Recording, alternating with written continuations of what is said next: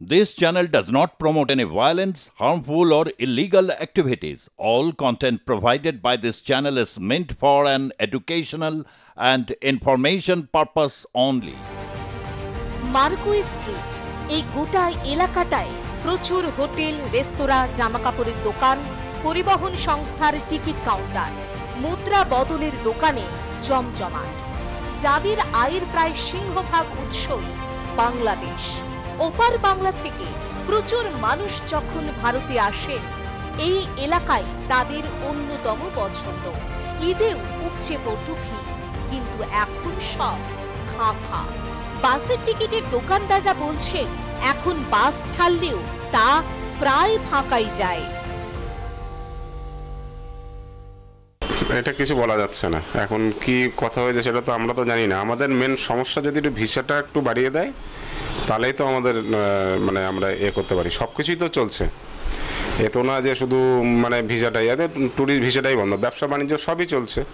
Export আগে যা হতো তার থেকে বেশি পরিমাণে এক্সপোর্ট হচ্ছে, শুধু ট্যুরিস্ট ভিসাটা বন্ধ করে দিয়েছে। এটা ট্যুরিস্ট ভিসাটা মানে একটু শিথিল করে যদি কিছুটাও যদি ছাড়ে, অন্তত ব্যবসায়িক যারা আছে তারা আমাদের এইসব পরিবহন লাইনগুলো একটু হবে।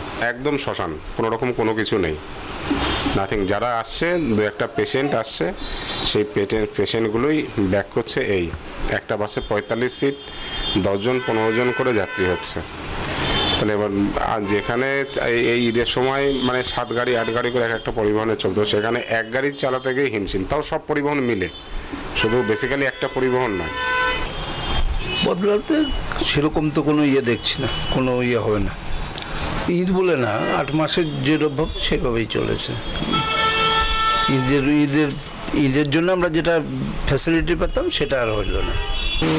অনেক দিন ধরেই তো আমাদের ব্যবসাতে লোকসান চলছে, কিন্তু এই মানে ঈদের কয়দিন আগ থেকে কিছু প্যাসেঞ্জার এখানে এসছে ইন্ডিয়াতে। সেই চাপটা এখন গত দিন পর্যন্ত চাপটা ছিল, এখন আবার কমে গেছে। তার মানে এখনও 2-3 দিন এই মনে করেন কিছু কিছু প্যাসেঞ্জার পাবো, তারপর থেকে আর প্যাসেঞ্জার হবে না। যেমন আগে যেমন লস চলছিল মানে মালিকদেরকে, তেমনই আবার লস চলবে।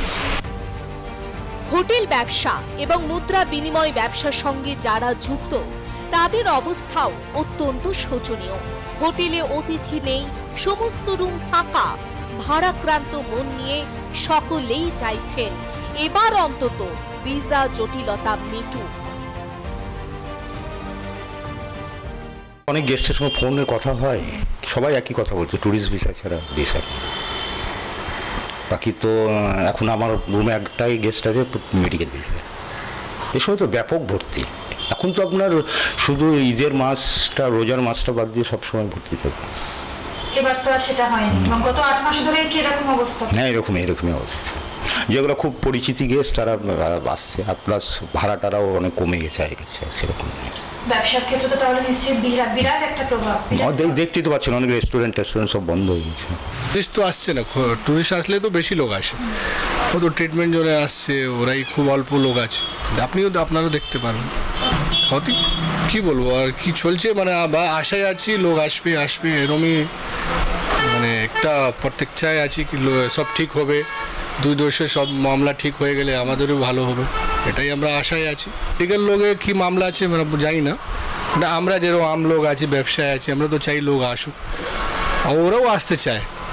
কিন্তু এখানে তো বাংলাদেশ থেকে আমাদের কলকাতা বাংলাদেশ মানে ওদের একই কালচার, একই সব কিছু না। ক্ষতি তো মানে অনেক বেশি ক্ষতি হয়ে গেছে আমাদের। ধরে নিন 7-8 মাস যার মানে লস হয়েছে, বসদের প্রচুর লস। প্রত্যেকটা স্টাফকে স্যালারি দেওয়া বলুন বা পুরো দোকানের মেনটেন করা, বসদের পুরো নিজের সেভিংস থেকেই করেছেন ওরা। বা বিগত এখন যা পরিস্থিতি দেখা যাচ্ছে, বিগত আর কত মাস যে এরকম হবে সেটা মানে ভাবা যাচ্ছে না। আমরা নিজেরাই চিন্তিত যে দেখুন এরকম সময় কাউন্টার এরকম থাকে না। ছিল 24-এ, হ্যাঁ দিতে আসে না তো কোনো বিশ্বাস। বাঙালিরা তো আসার জন্য সবাই উৎসুক হয়ে আছে, কিন্তু বিশ্বাস তো কেউ পাইতেছে না।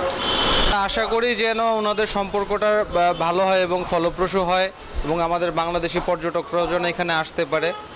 আমরা তো আসলে মেডিকেল ভিসা নিয়ে আসছি তো ডক্টর দেখানোর জন্য, কিন্তু আশেপাশে খুব মানে অবস্থা খুবই খারাপ, হোটেল মোটেল এগুলো সব বন্ধ, ঠিক আছে, খাওয়া দাওয়া খুব কষ্ট হচ্ছে। অনেক দূরে এসে আমার খাওয়া দাওয়া করতে হচ্ছে আর কি। আমি গতকাল রাতে রওনা দিয়েছি, আজকে এখানে 1টার দিকে এসে পৌঁছেছি। যদিও বাংলাদেশিরা এলেন কি গেলেন তাতে মোটেই পাত্তা দিতে নারাজ এদেশের মানুষজন। তাদের পরিষ্কার কথা, ওখানকার মানুষরা তো নেমো খারাপ।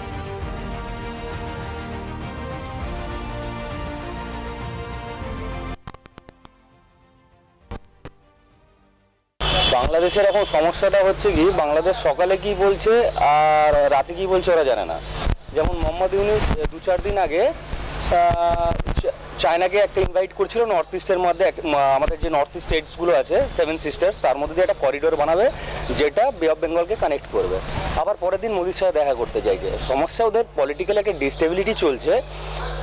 বাংলাদেশ যদি ভারতে না আসে তাতে ভারতের কোনো কিছু যায় আসে না। ভারতের ইকোনমিতে ওদের সাথে যে আমাদের ইকোনমিক্যাল ট্রানজাকশন হয়, ইটস লাইক আ পিনাটস। সমস্যা বাংলাদেশেরই আছে, কারণ বাংলাদেশের এই মুহূর্তে সবথেকে বড় যে ইন্টারন্যাশনাল শহর সেটা কলকাতায়। মেডিকেলের ক্ষেত্রে ওদের পক্ষে তো আর বেজিং যাওয়া সম্ভব না, বা কোনো ইউরোপিয়ান কান্ট্রি বা ওয়েস্টার্নে যাওয়া সম্ভব না। আপনি যদি দেখেন এশিয়ান কন্টিনেন্টে আপনাকে নয় চায়নার সাথে থাকতে হবে, নয় ভারতের সাথে থাকতে হবে। এর বাইরে কোনো পলিটিক্যাল মানে কোনো কান্ট্রি নেই, পাওয়ারফুল কান্ট্রি নেই।